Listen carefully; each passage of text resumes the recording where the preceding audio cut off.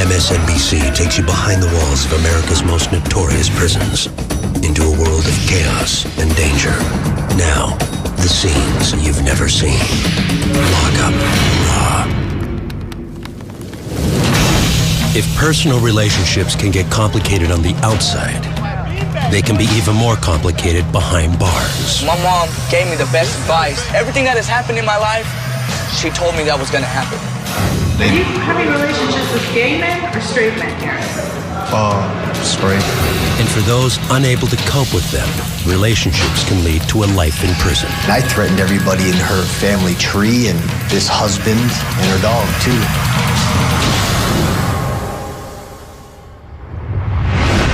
When we shoot Lock Up Extended Stay, our crews film for 4 months inside a single prison.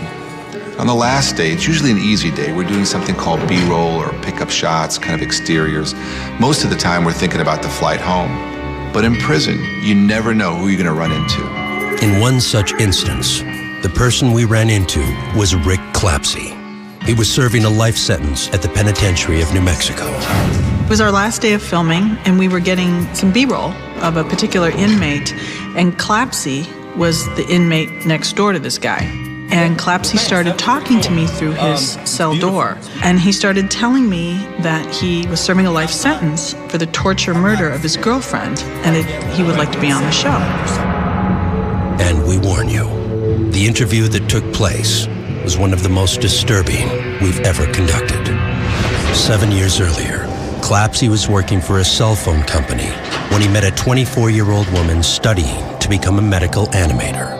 Her name was Mary Alice. He was, 5 foot nothing, 100 pounds, beautiful, caring. I considered her like an angel. I mean, she was this pure little thing. I mean, I wouldn't smoke around her. I would curb my sailor's tongue around her because it was Mary Alice and she was fragile, During the few months the pair dated, Clapsy says he often used drugs, including methamphetamines.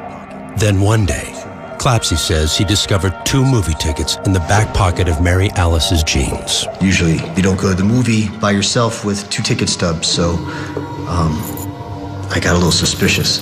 Sometimes I'm not as smart as I think I am. I found out during this yelling and screaming match that she was actually married.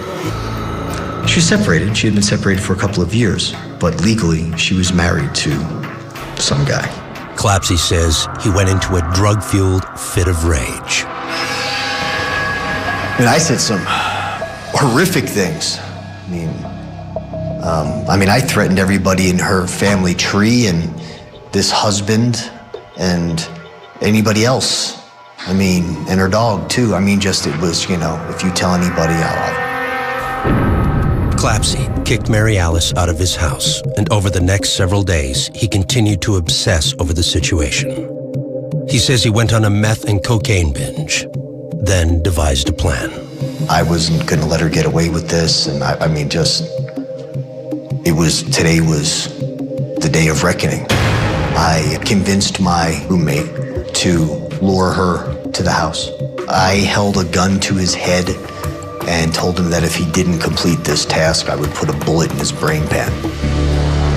Clapsy's roommate then called Mary Alice. The ploy was that I was diagnosed with cancer and that I could use some cheering up. And that's what got her to come over. When Mary Alice arrived, Clapsy says he handcuffed her and tied her to a chair. I don't know, I guess she'd been in the house an hour or so, and I strangled her to death with a hemp cord around her neck. He described in detail how he tortured and murdered his girlfriend, and because of how gruesome it was, we've decided not to air all the details, but in his interview, he seemed adamant to convince me that she had accepted her fate. I believe that she knew, spiritually, that she was okay, that regardless of anything, this was not her fault, and that she was okay with God. How about this option? She was so filled with terror, she was paralyzed. Quite possible. Clapsy says he wrapped up Mary Alice's body and hid it in a nearby dumpster. Less than a day later, her family reported her missing. The police came to my house. I'm having a party. It was the night after the murder. Right? Yeah, I've got a pile of coke on my computer desk. I mean, I've got people running around. I stepped out of my home. What can I do for you? We're looking for Mary Alice. I don't know where she is, you know? I even made a pretense of anything I can do to help. Let's do flyers, let's do this, let's do that. Clapsy's offer to help, however, fooled no one. 4 days later, he and his roommate were arrested. Both confessed. I usually review inmates' records. I realized during the interview that I was actually talking to him on the anniversary date of the murder, and he had been so unemotional and almost cavalier in his telling of his crime, so I decided to ask him what day he committed the murder. August 4th, 2001. You know what today is? Yeah, I know what today is. What happens to you on August 4th? Well, now that you've brought it up, something is probably going to happen to me that I get to deal with all by myself, but usually nothing. It's not an anniversary I celebrate or don't celebrate. I can't posture and say, you know, I think about her all the time. I don't. She's dead. Now, how I feel about what I did is a different story. I feel horrible. I mean, I can't believe that I did these things that would result in this woman, despite the fact that she was an adulteress and a liar, she was a good person. There are very few times when I have visceral reactions in an interview. I was stunned when I heard that. She was an adulteress because she went to a movie with a husband with whom she was separated? That's an adulteress? Actually, she was an adulteress for having sex with me, because she was married and having sex with me. I'm sure there's a dictionary around here. I think that fits the definition of adultery. She was married and she broke her vows. She was separated. Okay, but I'm not talking about human behavior. Today, I'm speaking as a Muslim. I could be speaking as a Christian, a Catholic, or a Jew as well. There's no situational ethics for adultery. I found it bizarre that he would take a moral high ground about his behavior and pretty much blame the victim. And about 15 minutes later, his whole emotional demeanor shifted, and he suddenly became contrite and emotional and teary-eyed. I found that an odd shift, and I certainly have my own opinions as to why it occurred, but in the capacity of my job, it's not up to me to say. If it comes up, if I'm watching a television program, I'll start to cry because the girl on the TV is a medical animator or a doctor and her name is Mary or something. It's not a day. I'm here for the rest of my life. But that's nothing. I mean, I took her life. So it doesn't take a day or an anniversary. But when I think about her, I think about her. I'll think about her tonight. What got you so emotional? That's the first time you showed any emotion. Well, because I'm really trying to keep a handle on it because, you know, my peers are going to see this, my family's going to see this, and...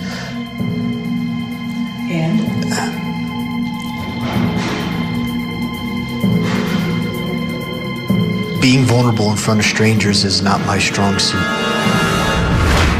Coming up. Four of my homeboys from my hood jumped me. I was part of the hood now.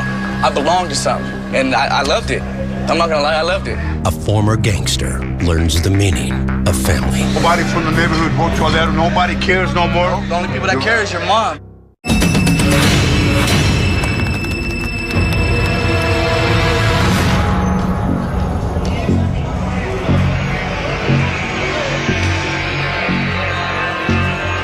In a world where relationships mean everything, 24-year-old Philip Kirkpatrick had already managed to lose the two families he's ever known. I used to send letters to the streets with stamped envelopes saying, just write me back. The address is right here. Yeah. All you gotta do is address it, say, hey, how you doing, whatever, you know what I'm saying? Never got none of that. We met Philip at San Quentin Prison in California, and he really stood out as this young kid in a very hardcore, old-school prison. And his life was at a pretty precarious point. but he also remains sort of optimistic. From the second I got in trouble to this moment in time, I know God put me in this cell for a reason. Whatever it is, I don't know at this time. Maybe it was just to give me a time to realize what I was doing, or who knows, maybe there's something inside of this time that I'm gonna do that's gonna put me into perspective and make me realize stuff. I don't know. But I'm in here for a reason other than the crime that I did, that God has a plan for me, and I'll be all right. I'm gonna make it. You're moving my head that way? I'm not moving it, you're moving it. Tell him I want a nice little haircut and he gives me a bald head.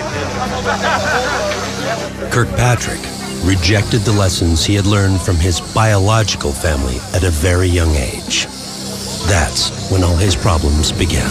My mom gave me the best advice that she could. Everything that has happened in my life, she told me that was gonna happen. Everything. You know, okay, Philip, if you go home and you study for your test tomorrow, you're gonna do good. If I did that, that's what would happen. Okay, Philip, if you keep running the streets and gangbanging and using drugs, you're gonna end up in prison. That's what happens. You can only lead a horse to water, but you can't make him drink. You know what I'm saying? Kirkpatrick was 13 years old when he joined a notorious Hispanic gang, one that rarely admits Caucasians. It doesn't matter if you're white, black, Mexican, any kind of race, as long as you're down, as long as you're there for the cause and the struggle, you know what I mean? As long as you're there for it. Kirkpatrick says he relished gang life right from the day he was jumped in. An initiation rite where a group of current gang members fight the wannabe. Four of my homeboys from my hood jumped me. They told me, whatever you do, don't just crawl up in a ball and lay down. You know what I'm saying? Then you're gonna look like a coward or a punk. You know what I mean? So I did the best that I could, and I slung them with the best of them, the best that I could, you know what I mean? I still got my butt whooped, you know what I mean? I was still all busted up in the face and all sore the next day, but hey, I was part of the hood now. I belonged to something, and I loved it. I'm not gonna lie, I loved it. Having abandoned his family for gang life, Kirkpatrick turned to other crimes. When we met him, he was serving his second prison term, 8 years for burglary. I know right from wrong. I'm not a stupid individual. I might make stupid decisions, but I'm not a stupid individual. During his time in prison, Kirkpatrick still had his gang to fall back on. But like his biological family, he eventually left his gang family, though not totally on his own accord. I was holding contraband. I was holding something, and I had lost it. Yeah, I had lost it. Any specific enemies, names, numbers? Kirkpatrick explained that contraband was a packet of gang information, including a roster of current members. When he realized it was gone, he was afraid the gang might order a hit on him as punishment. I told the CO, look, I gotta go. And he was like, why? I said, because I lost something I'm not supposed to. You need to get me out of here before, you know, something more serious happens. Kirkpatrick turned his back on his gang and requested a move to protective custody. Reconnecting with his family was difficult, not only because he had rejected their advice in the past, but because most of them were now employed by the same system incarcerating him. Philip really floored us. It seemed that most of his family worked in corrections, and here he was an inmate. He started naming off one relative after another that worked in different California state prisons. Okay, my grandfather, before he passed away, he was associate warden at Tracy. My uncle worked for New Folsom or something to do with the Folsom Penitentiary. My biological father worked at Tracy at one time. Now he works at the women's prison in Chowchilla. My mom, right now, currently, is getting ready to retire from Tracy prison. She's not a cop or nothing, she's an accountant, but she works for the corrections department. When Kirkpatrick left his gang, he asked his family to take him back. All these letters that I have, you know, that are all over my bed right here, 90% of those are from my mom. But there are complications. Kirkpatrick's past makes it impossible for him to even keep pictures of his relatives, including his mother. Like, oh, I don't want one, because my mom don't like the way she looks in pictures. I said, that doesn't matter, I'm your son. It's not like I'm gonna go around showing it. She's like, but see, what you don't understand is I work for CDC. I don't want my picture going through and people might recognize me or know who I am.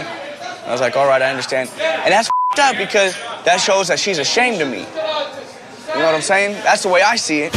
Leaving his gang also left Kirkpatrick struggling for a sense of identity. It was like, okay, I went to prison now and now I'm a dropout. What I call my career, it's over. And at first it was hard for me to deal with. I'm not gonna lie, I didn't like it. But it was either learn to deal with it and accept it, or try and pretend like you can stay on the main line and get moved on. and I'd get moved on by my own people. I'd either get sliced or I'd get stuck. Surrounded by other gang dropouts in protective custody, Kirkpatrick also began to realize that not only would his former gang take him out for making a mistake, they were never really the family he thought they were. Because don't nobody care about us out there. Nobody from my neighborhood wrote me a letter. Tell them about the movement. Nobody from the neighborhood wrote you a letter. Nobody cares no more. The only people that care is your mom. It's your mom, and you only got 1 or 2 friends. While Kirkpatrick still had challenges ahead of him inside San Quentin, the biggest challenge he faced was outside the prison. It involved his relationship with his third family. Every time that they're smiling, I'm not seeing it. I shouldn't have to have a picture of them to make up for time that I'm not there. He has 2 young sons, and his only hope is that they will take the advice he once rejected. See, some people don't realize that when you up, you're doing your time, you're doing the time for the dirt that you did, but it's not you that just hurts, you know what I'm saying? Your kids hurt, your family hurts. I don't want to hurt nobody in my family, but I definitely don't want to hurt my kids or my mom. And my mom, man, if I was to lose my mom, like I said, I'd nut up, because I would know that ain't nobody gonna be there to step to the plate for my kids.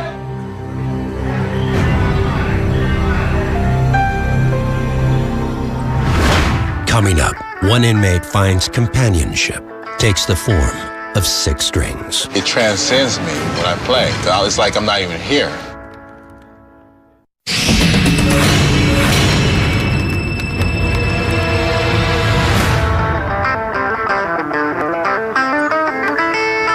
California's 150-year-old San Quentin State Prison has been the site of much history, including the first ever prison performance by Johnny Cash. We actually found out that Johnny Cash had played at San Quentin 10 years prior to his more famous Folsom concert. So our producer asked us to find inmate musicians, and I could hear Eric Phillips playing all the way down this noisy tier.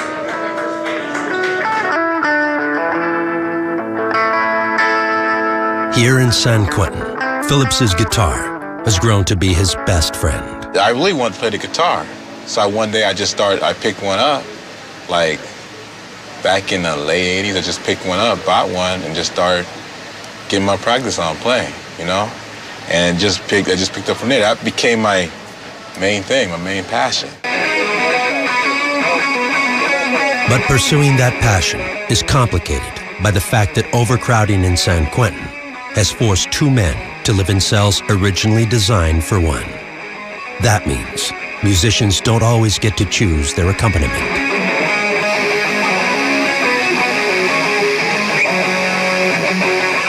But no distraction can keep Phillips from his guitar.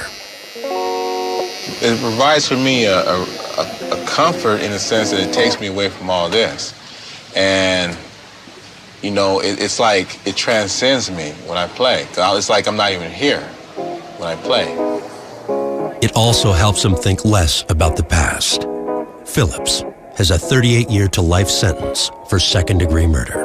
I don't like to talk about it because it's painful to me, and obviously it's painful to them, the people, you know, his family. 1 minute changed my whole life, you know? I like to have that minute taken back so bad.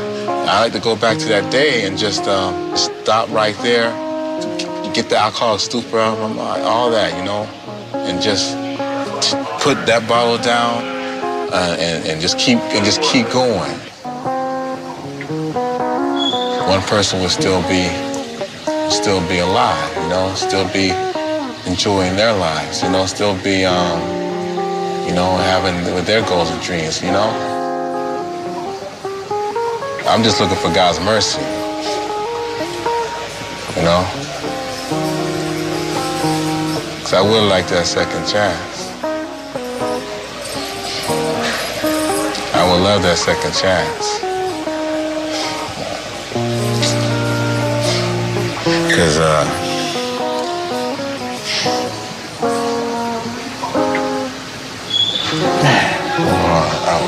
would love a second chance.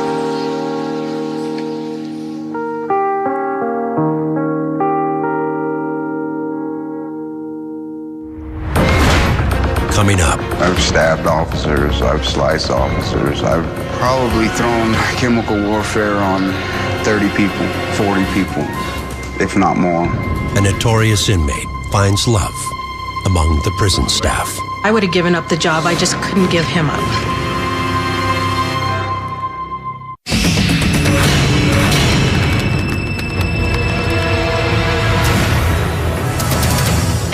Every time we go into a maximum security prison with our lockup crews, the same pattern happens. At first, there's hostility from the general prison population that we're there. We're breaking up their routine. And then that slowly changes into curiosity. They start asking questions. How long are you here for? What are you doing? What kind of questions are you asking? And then the third phase is actual enthusiasm for us being there. Because really, every inmate has a story to tell. When Penitentiary of New Mexico inmate David Scritchfield agreed to an interview, he still wasn't exactly forthcoming. Why don't you tell me how ferocious you used to be? I wasn't. I was just a kitty cat. I wasn't ferocious. None whatsoever. Because you do seem to have a reputation. Do I? Someone's told you about that? Scritchfield did eventually open up about the violent acts he committed in prison. Acts which added more than a dozen years to his original 18-month sentence for burglary. I've stabbed officers, I've sliced officers, I've probably thrown chemical warfare on 30 people, 40 people, if not more. What's your nickname? Animal. Every staff member I asked about David Scritchfield had pretty much the same thing to say. He was a threat. Historically, he always attacked staff, as well as other inmates, so he was a huge problem for them. I've been convicted of aggravated assault on peace officers probably 2 or 3 times. I fought the law and the law won. At first, he was a very challenging interview because he was so reluctant. Definitely no trust for a camera crew. But slowly, the more we talked, he started to open up. And when he did, in the course of this conversation, he revealed something to me, which was very surprising. Who was David now, then? David's just a guy that he actually found someone who took the time to get to know him and love him and be a part of his life, even though they got fired. What happened? Oh no, I don't want to open that door. I think he let it slip because he was still in the throes of new romance and was excited to talk about it. And then when he realized what he had done, he quickly tried to retract. But eventually he decided to trust, and he started talking about the situation. I fell for a staff member. Basically what it turned out to be was he had fallen in love with a nurse who worked on the staff there at the prison. And she had fallen in love with him. And once their relationship had been discovered, she was fired, and he got into trouble. It sucks. It really sucks. I need to be able to see her, and they won't let me see her anymore. She's not allowed on the compound, you know? Intimate relationships between prison staff and inmates are considered amongst the most grave security threats. They can lead to anything from escape to the passing of contraband. Half these other guys in this environment would have tried for anything they could have got their hands on. Drugs, anything, cell phones. That's just how we are. We're manipulators, so they say. But you know, I wasn't gonna do that to her. I wasn't gonna put her in any kind of trouble. I did everything I could to make sure she didn't get in trouble. And we got in trouble anyway. Obviously, when I heard about this thwarted love story, I was intrigued. So I asked David about the possibility of being able to talk to Paula, the nurse that he had fallen in love with. Them people that, remember I told you about that? Those people that would come here, they want to talk to you. Although Paula Montoya had been denied access to the prison, she and Scritchfield were still allowed to have phone calls. Because like somehow like in the middle of the interview, it just like kind of came out about you. Talked on the phone, and then she agreed she would do an interview. We met Paula Montoya and her teenage daughter, Shantae, at their home not far from the prison. That's what he always puts here for me, because he kissed it, so I kiss it. Because that's how we kiss. He does it on all his letters. See? Kiss. That's cute. I know, isn't it precious? Why don't you tell me how it is you ever came to meet David and kind of take me through what happened? My first real encounter with David was when they brought him down to medical, and the doctor decided that she was going to change some of his medications. He wanted to know why she didn't tell him, and he just went ballistic. I told him that I would check into it, I would see what I could do, and he didn't believe it. He says that nobody ever follows through with what they say they're going to do, and I said, I will. I'll do it. His whole demeanor changed, his eyes changed, his personality changed. As intimidating he can be is as loving as he can be. She was just kind of your typical woman who is madly in love. She just happened to be in love with this inmate. Baby, it's in there. She was more distraught by the fact that she was not able to see him. My daughter took this picture of me, and David sent me that one for Christmas, and she put them together so we could have a picture together. How long did it take you to fall in love? About 3 months. But it was something that it was like, it was electric immediately. Like, we just knew. Since Scritchfield was in the prison's highest security wing, he was not allowed outside his cell to make phone calls. Instead, he would be given a phone to make occasional collect calls from inside his cell. The calls are routinely monitored by security staff, and that's how their relationship was discovered. Hi, baby. I should have left when I started having feelings for him. I should not have put myself or him or any of them in that position because it was wrong. You know, I would have given up the job. I just couldn't give him up. After our extended stay shoot at the Penitentiary of New Mexico, Scritchfield was transferred to another prison, and the couple was allowed to marry. That resulted in the lifting of their visitation ban. It actually seemed like an authentic deal to me. They truly seem to love each other, and according to what I heard from Paula, everything is going really well, and she's just waiting for him to be released. Copy of the marriage license. How does that make you feel? Good. And although his past led us to first think Scritchfield's story would be about his penchant for violence, we discovered that, at least for now, it was a love story. One best summed up in this letter to Paula. I know that God works in mysterious ways, and for him to grant me this second shot at love has to be the truest gift a man like me could ever receive, especially being that I'm just an old knucklehead, that I may not even deserve this chance. I don't have a lot to give you, but what I do have is truly mine, and I will give it to you until the day that God takes breath from my body. He's a very extraordinary man. I mean, he's passionate, he's intelligent, he's funny, he's giving, he's loyal. Got morals and values that a lot of people out here don't even carry anymore. I was just captivated by him, and I still am. I just love him to death. There's no one else I would rather be with. Coming up. I love him. Love him to death. That's about the only one I ride to sit down with and have a real conversation with. A prison friendship transcends sexual orientation. And if someone walks up here and just calls him your boyfriend or girlfriend or something like that, how do you react? It wouldn't matter. I don't react on stupid.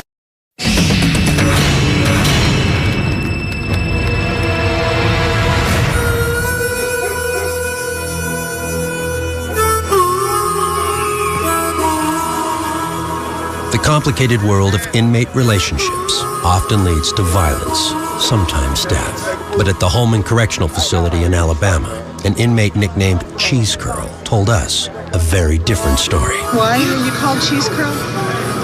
Well, I like cheese curls. When was the last time you had a cheese curl? Last night. By all appearances, Tommy Cheese Curl Tunstall, serving life for robbery, was one of Holman's most popular inmates. Tommy was an interesting inmate to interview, actually, because he seemed very calm and confident, quietly confident. Get your ass off on that. Bring your ass on. More often than not, whenever we would start interviewing Tommy, inmates would start yelling things at him. Okay, you gotta tell me what the deal is with you. Everybody, you're like you could run for president here. I guess I get along with everybody. But Tunstall chooses to spend much of his time with just one man, Kenyatta McMillan, who was serving life without parole for murder. I love G because he always been there for me no matter what.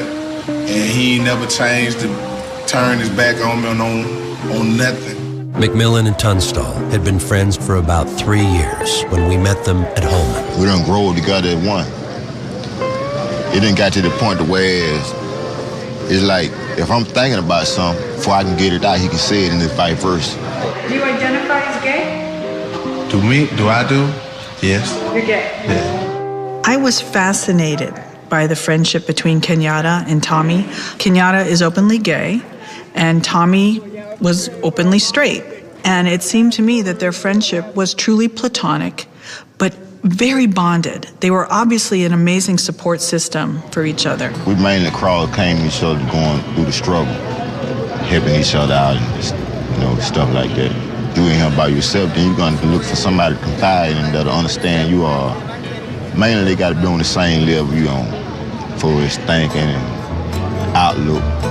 I love him. Love him to death. That's about the only one I ride to sit down with and have a real conversation with. Kenyatta, he a deep individual. I like to see how far I can go in arguments, conversations, debates, all that. And he put up that fight. People probably suspected their relationship was something other than what it was, but from my observation, it was truly a platonic friendship. People got their own opinion about me and him, but then, everybody got their opinion. As long as it ain't true, then why put up an argument? If you put up an argument, that's showing some kind of guilt. Right then, a group of inmates walked by and started yelling things out at Tommy. I couldn't understand what they were saying, but he barely missed a beat. My initial concern was they were making fun of him, either for being interviewed or because of his relationship with Kenyatta. And then I realized he just took it in stride, almost seemed a little pleased and proud about the situation, and then just kept going. And if someone walks up here and just says, calls him your boyfriend or girlfriend or something like that, how do you react? It wouldn't matter. I don't react on stupidity. Tommy, would you two be friends on the street? Yeah. Is homosexuality not a factor? No. I don't look at individuals by what they do or what they is or what they done did. I mean, we all humans. Through all my relationships that I've been with guys while here, man, he been tight, he been right there supportive with me. We've been close, real tight, real friends, partners. Would you say you love him? As a friend, yeah.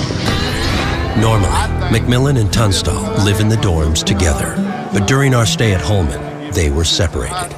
McMillan had requested to be put in administrative segregation. He had an operation recently when we encountered him, and he was having a lover's quarrel with his current boyfriend. And because he was afraid it might escalate into something violent, he had himself locked up.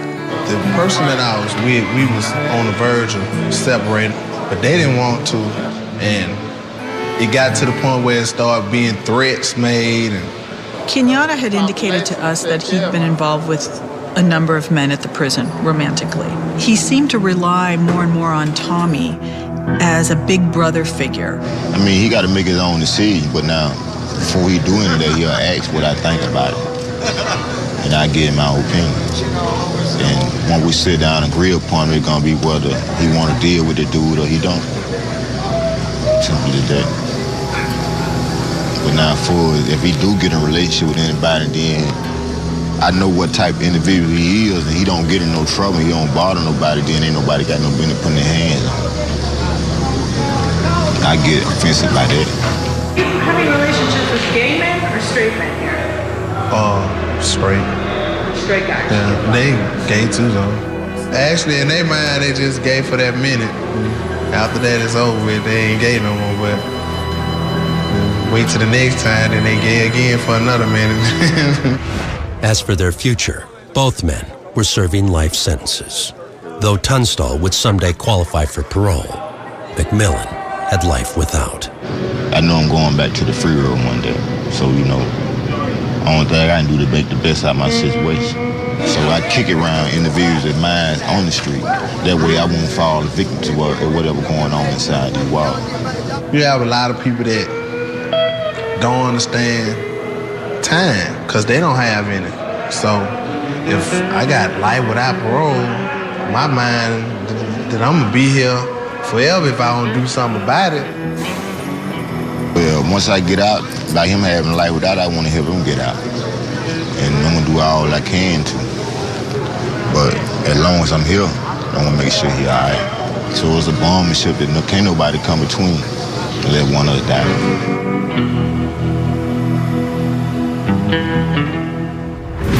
Coming up. When did you cut? Yesterday? 2 days ago? Not bad, though. Let's see. Well, that's bad enough. One of the most complicated jobs in a complicated world. I didn't do it. I'm innocent.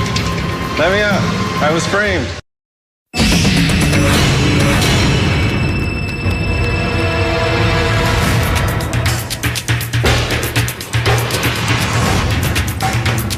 The men and women who work in prison walk a thin line every day.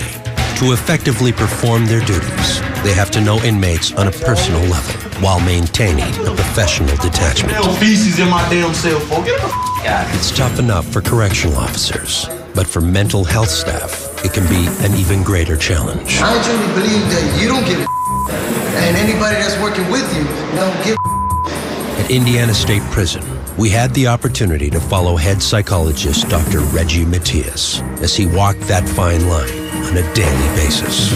I didn't do it. I'm innocent. Let me out. I was framed. One of the most notable things about Dr. Matias was his sense of humor. He was a very funny guy. Well, it's the only way I keep myself sane. I go from one thing to another, so I have to use humor. We follow Dr. Matias to the prison's residential treatment unit, where inmates with varying levels of mental illness are housed. A number of them cope with the stress of prison by cutting themselves. Knock, knock. What? Nothing much. How are you? How are you? He had a very gentle way of dealing with the inmates, even with the inmates who had done something he wasn't very happy about. When did you cut? Yesterday? 2 days ago? What's today? Friday, Thursday, so Wednesday? That was after group? Yeah. Come here. Not bad, though. Let's see. Well, that's bad enough. Let me ask you, when all the stress was building up and you felt the tension, did you click in your head that you should ask for me, talk to the mentor, tell them to bring you over to the hospital? Anything other than... I just don't want to be stuck in a cell. You know, I'm not suicidal. That's how I use my pain, you know? Right. These guys are generally seriously mentally ill, but very functional. And so we're trying to get them out to population. They need a lot of support, encouragement. I'm stressed out. Right. Yeah, but see, in terms of management, the trick is not to let your emotions hijack your brain. Dr. Matias is a key because he's kind of the gatekeeper for the RTU. He is the psychologist who continually monitors and assesses and evaluates the offenders, not only who needs to come into the unit, but when somebody is ready to leave the unit. One of those inmates is Frank Street. On the outside, Street suffered severe mental illness. Voices that haunted his mind instructed him not only to murder his mother, but to eat part of her brain. He originally told us his story in 2005. I wasn't a sane person who did that back then. You don't eat brains from someone's body if you're sane. At the time, Street was in the residential treatment unit, as he was when we shot our extended stay series in 2008. But this time, he was on the verge of a major move. Mr. Street's been working for the electrical shop for about 4 weeks now. He leaves RTU every day and he goes back at the conclusion of the day. And I think maybe it's time to look at moving around into E-dorm.